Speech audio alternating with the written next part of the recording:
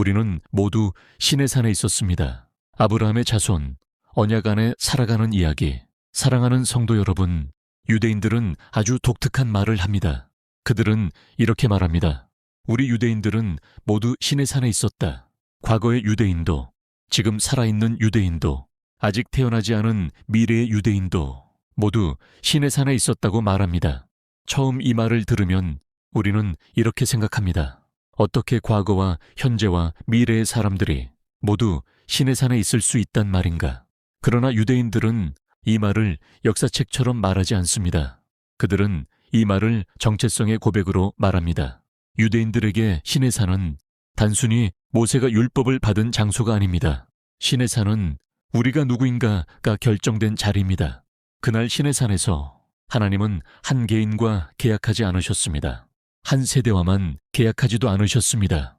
하나님은 이스라엘이라는 백성 전체와 언약을 맺으셨습니다. 그래서 유대인들은 말합니다. 나는 그 자리에 없었지만 나는 그 계약 안에 있다. 그러므로 나는 신의 산에 있었다. 이 사고를 이해하지 못하면 구약의 율법은 늘 무겁고 답답하게 느껴집니다. 그러나 유대인에게 율법은 짐이 아니라 집입니다. 속박이 아니라 소속입니다. 그들은 말합니다. 우리는 율법 아래에 있는 사람들이 아니라 율법 안에 사는 사람들이다. 그런데 이 이야기는 신의 산에서 시작되지 않습니다. 이야기는 훨씬 이전 아브라함에게서 시작됩니다. 아브라함은 율법을 받은 적이 없습니다. 그러나 하나님은 그에게 약속하셨습니다. 내가 너로 큰 민족을 이루겠다. 네 씨로 말미암아 모든 민족이 복을 받을 것이다. 아브라함은 이 약속을 믿었습니다. 그리고 하나님은 그 믿음을 의로 여기셨습니다. 그런데 하나님은 그 믿음 위에 표징 하나를 요구하십니다. 바로 할례입니다. 할례는 구원을 얻기 위한 조건이 아니었습니다. 이미 언약 안에 들어온 아브라함에게 하나님은 이렇게 말씀하신 것입니다. 이 언약을 내 몸에 새겨라. 유대인들은 이 순간을 이렇게 이해합니다. 이때부터 아브라함의 자손은 언약 안에 태어나는 존재가 되었다.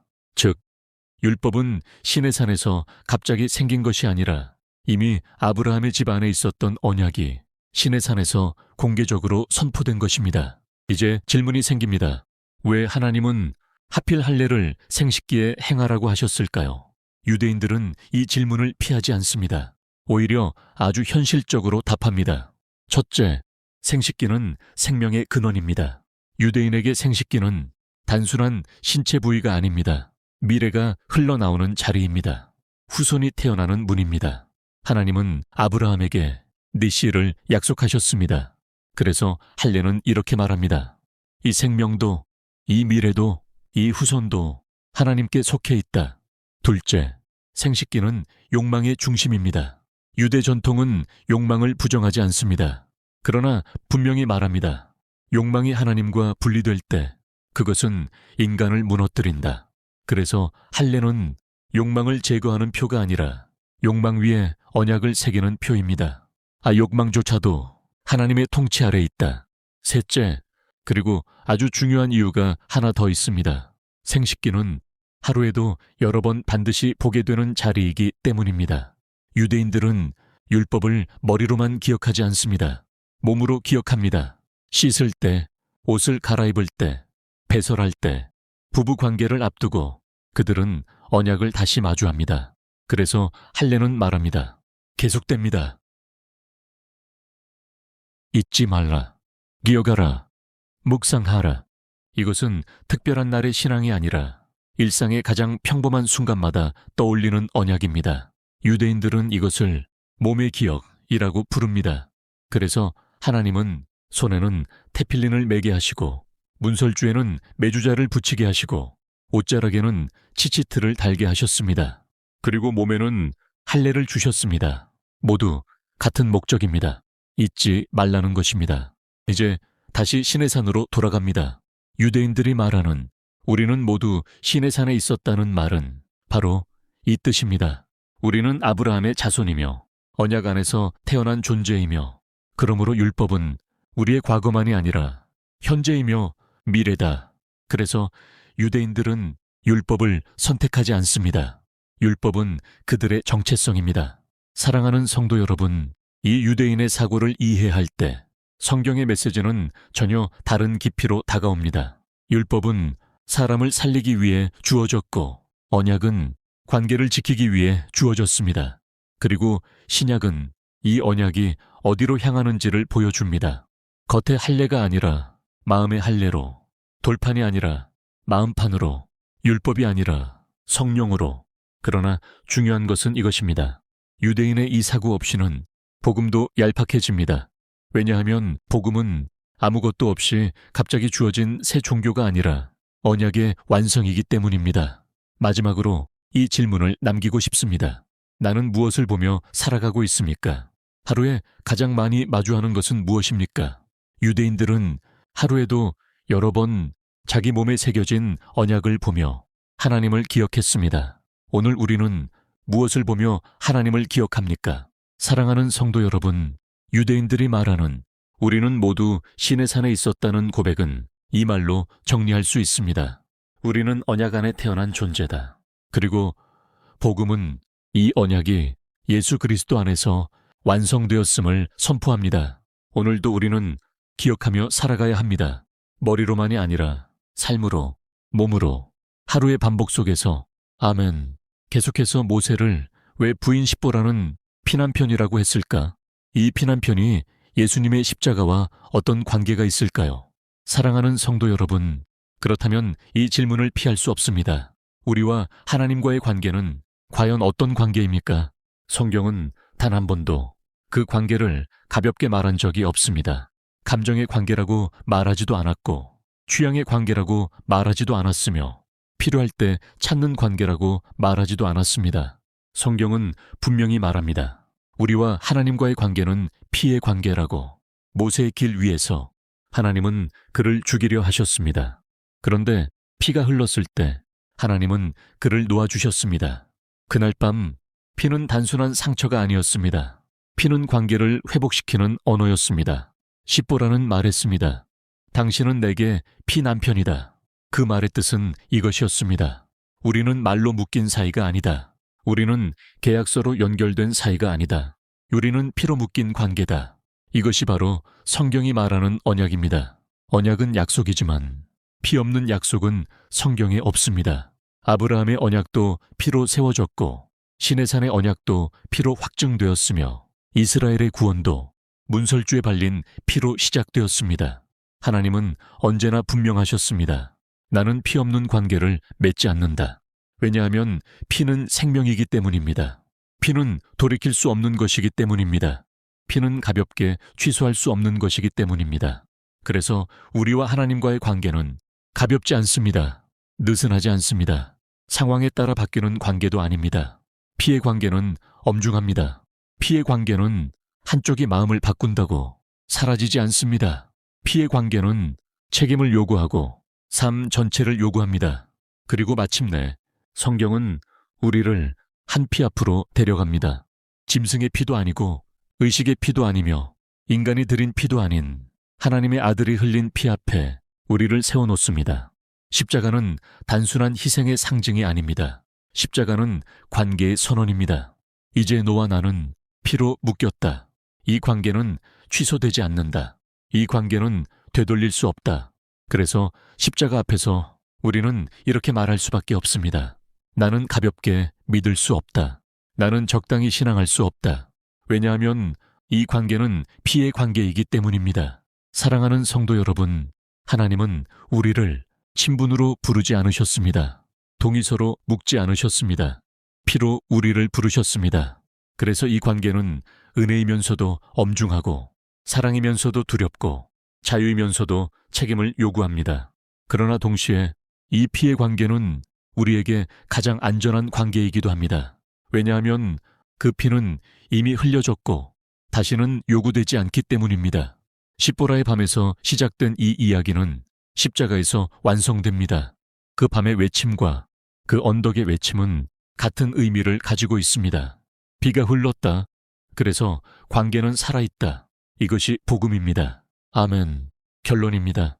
사랑하는 성도 여러분, 성경을 처음부터 끝까지 읽다 보면 어느 순간 하나의 단어가 계속 눈에 들어옵니다. 그 단어는 피입니다. 성경은 피를 우연히 사용하지 않습니다. 장식처럼 쓰지도 않습니다. 상징으로만 다루지도 않습니다. 성경에서 피는 언제나 생명이 걸린 문제, 관계가 결정되는 순간에 등장합니다. 하나님은 처음부터 분명히 말씀하셨습니다. 생명은 피에 있다. 이 말은 단순한 생물학적 설명이 아닙니다. 하나님의 세계관입니다. 하나님은 이렇게 말씀하신 것입니다. 생명을 다루려면 피를 통하지 않고는 안 된다. 그래서 죄의 문제, 관계의 문제, 언약의 문제는 항상 피를 지나갑니다. 이스라엘이 애굽에서 나올 때 하나님은 군사력을 요구하지 않으셨습니다. 지혜를 요구하지도 않으셨습니다. 하나님은 단 하나만 보셨습니다. 피가 있느냐? 이것은 여호와께서 너희와 세우신 언약의 피다. 율법조차 피 없이 주어지지 않았습니다. 하나님은 이렇게 가르치고 계셨습니다. 나와의 관계는 결코 가볍지 않다. 시간이 흘러 제사장이 제단 앞에 섰을 때도 항상 피가 흘렀습니다. 하나님은 이렇게 말씀하셨습니다. 피가 죄를 속한다. 왜입니까? 피는 생명이기 때문입니다. 생명은 되돌릴 수 없기 때문입니다.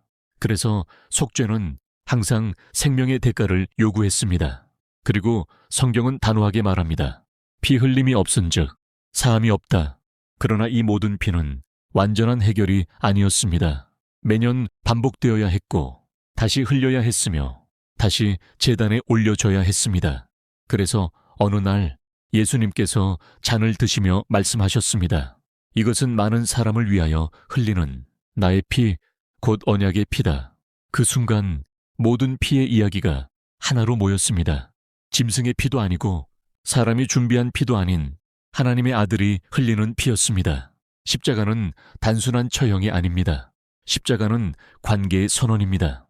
하나님은 십자가에서 이렇게 말씀하신 것입니다. 이제 우리는 피로 묶였다. 이 관계는 취소되지 않습니다. 되돌릴 수 없습니다. 다시 요구되지도 않습니다. 왜냐하면 피는 이미 흘려졌기 때문입니다. 그래서 사도들은 말합니다. 우리는 그의 피로 말미암아 구속을 받았다. 그의 십자가의 피로 화평을 이루셨다. 피는 죄만 씻는 것이 아니라 원수되었던 관계를 화목하게 만듭니다. 그리고 이 피의 효력은 과거에 머물지 않습니다. 성경은 말합니다. 우리는 예수의 피를 힘입어 하나님 앞에 나아간다. 지금도 이 순간에도 그 피는 말하고 있습니다. 길은 열려 있다.